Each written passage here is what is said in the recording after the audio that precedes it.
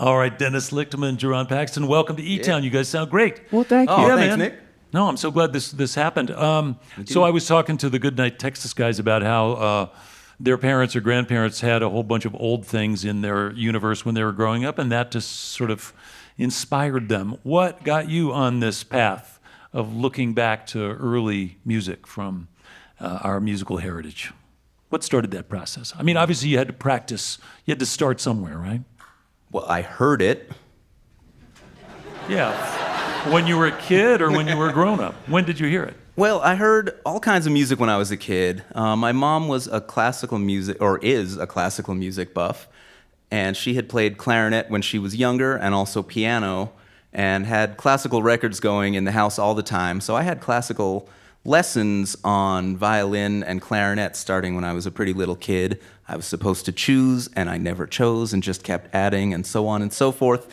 But in addition to adding instruments to the arsenal, I also kept adding styles of music because I would hear something and maybe not know what it was exactly, but something would just stick in there. For example, I heard a traditional jazz band, like what has been called Dixieland, but that term's not so in vogue these days. And I remember as a kid hearing a band playing in a park, just a free public concert, and I just loved the beat. I mean, the music just felt good, but I remember hearing the clarinet kind of weaving around what all the other instruments were doing and thinking, I have no idea what that clarinet player's doing, but I want to figure it out someday. And then about 20 years later, I met some people, in my 20s, I met some people my age who were playing that style of music and said, oh, you should check out this record and come sit in with us and jam doing this. And that just happened over the years with various styles of music that just, I heard it and just something in me went, I need to know more about that. Yeah. And Jerron, you were just born that way, right? So I've been told. You were born old. Yeah, there are several people who've known me since infancy who can attest to that situation. I was known as the little old man since I was about 8 years old. Wow. Getting in trouble for doing things and saying things I didn't know were for adults. Yeah. You know, we'd be play fighting on the playground. Kid take a fake punch and pretend to be laid out on the floor. I'd reach in my fake jacket pocket and pull out a fake flask of hooch and say, drink this, it'll fix you up. And I got no end of chastisement for doing that on the playground frequently. So I'm a Negrosaurus Rex. They saw me frozen in the ice with my banjo, thawed me out, and brought me here. Yeah. All the tunes intact. I don't know if you guys ever read, Billy Bragg wrote a book about the history of skiffle music in England.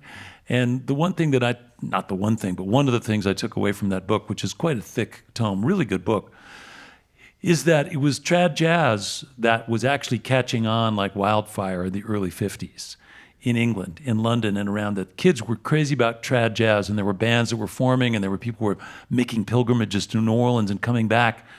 And it was on one of those pilgrimages, they also brought back Leadbelly and Big Bill Broomsey and a couple of other, more folk tradition musicians. And that led to the skiffle craze, which of course led to eventually the British invasion. Lonnie Donegan led to the Beatles and led to, So it's really interesting to think about the excitement of that sound from New Orleans in the 20s as those ingredients came together. And it was pretty special, right? Sure. Well, it's interesting you talk about those ingredients coming together at that point in time, because there have always been waves and cycles of interest in things of a certain time period, like traditional jazz we're talking about now, but also with fashion goes through things, and culinary trends go through cyclical phases. But blues and folk music on string instruments and ragtime and all these other types of music weren't initially separated into different genres. They were all blended together, and then record companies found that they could sell more records if they, no, this is a blues record, and this is a jazz record, and this is a folk record. But if you listen to Louis Armstrong's Hot Fives records from 1926 and 1927, Johnny St. Cyr is playing some blues and country guitar in a very down-home fashion on what were sold as hot jazz records, a very modern thing. And all of that stuff, it was just always mixed together. Louis Armstrong recorded with Jimmy Rogers in 1930. Yeah. And if you just think about that collaboration having happened at that point in time, and then, 25 years later, wow, blues and folk and jazz are being put together in one thing in England. Yeah. I'm glad that happened. I'm not denigrating that entire movement, but You kind of it are. wasn't. Yeah, It wasn't. yeah, Well, you kind of are. it wasn't brand new. But when young people catch on to something and start doing No. it in a way that's exciting, that's never a bad thing. Yeah. It just doesn't mean that that's the first time it was ever done. No, it's like it's like Bela Fleck saying, "Yeah, I watched the Beverly Hillbillies, and that's the first time I ever saw heard somebody play the banjo." Great. I will say that when I was 5, there were 2 records in my dad's record collection that I just latched onto. One was by Bix Beiderbecke, and one was by Jelly Roll Morton. I have no idea why, but as a 5-year-old kid, those are like, this is cool. There's energy here that I was chasing. Of course, I didn't ever study that or learn that stuff. Jerron, the banjo, I met a guy a long time ago named Clark Bueling who was interested in playing, I guess what's called classical banjo. Classic. Classic. Elucidate. Let me know. Tell me how it goes. All right. Well, you met Clark 25 years ago. More than that. Oh, excuse me, sir. I'm not going to elucidate on that. 45 years ago. Sounds good. Sounds good. What y'all was doing was none of nobody's business. Yeah, that's but right. It was stinky. He's a cheesemaker. Yeah, classic banjo is the way the modern banjo was. It's these things sound funny when you say them, but it's the music that was built around the modern banjo. Bluegrass, which people tend to treat like it's an old, ancient style that's hundreds of years old, came out after World War II. It's a style of the middle 40s and early 50s. Old time music, which people think is an ancient music that I hear people. One of my friends who shall remain nameless loves going on these long rants about this is a music that goes back before minstrelsy. It goes back before these books were published. And I was like, all right, well, why are you playing it on the banjo from Chicago in 1930 with your southern self? And So there's rules, is what you're saying. for some people, Yeah. some people, when you ain't got talent, you come up with rules, and that's what you do.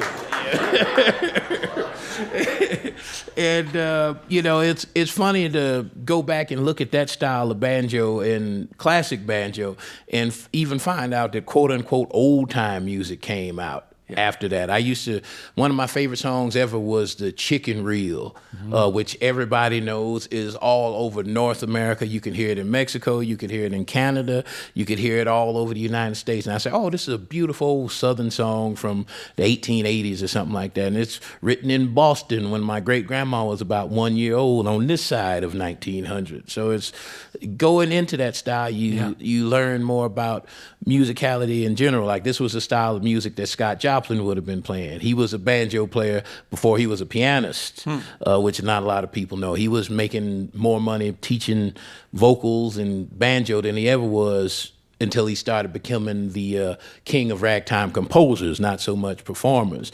But his ragtime compositions fit on the banjo like they're made for it. So you can tell that's going in there. You're going to show us one of those at some point? I better if I'm going to talk about it. Yeah, I was going to say.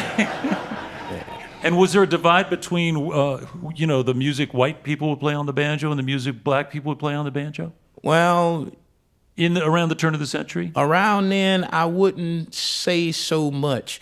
Around then, there were a few different World's Fairs. And in those World's Fairs, there was this big international craze. Right. So, that kind of brought, a couple Italian brothers played at the World's Fair and got the entire country playing mandolins. And the Mandolins, mandolin yeah. craze overlapped the banjo craze, which is why they have so much printed material in common.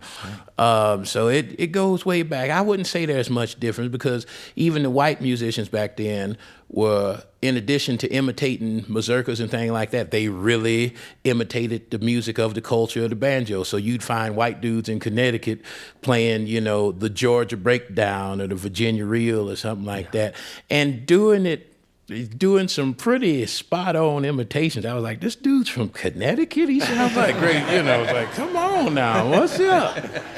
Well, now you guys are from Queens, so, you know, let's figure that one out. Fair enough. You know how white Connecticut is compared to Queens? Yeah. Come to Queens. Yeah. I live in a Polish neighborhood, and they ain't even white yet.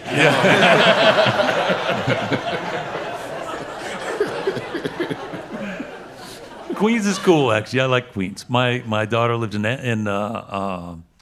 Astoria for a long time. Then love she it. lived in Sunnyside for a long time. That's where I That's live. where he lives. Yeah. 7 train over there. Yeah. That's right. I'm across the industrial neighborhood. I'm in Ridgewood. Ridgewood, with yeah. the good Polish people. Yeah. Well, listen, we've got a lot of music to get to, but I love the fact that this is deep in your bones and you don't have any rules. You're going to just speak the music that speaks to you, and we're going to get to more of it right now. And I want to mention, you each have solo records out.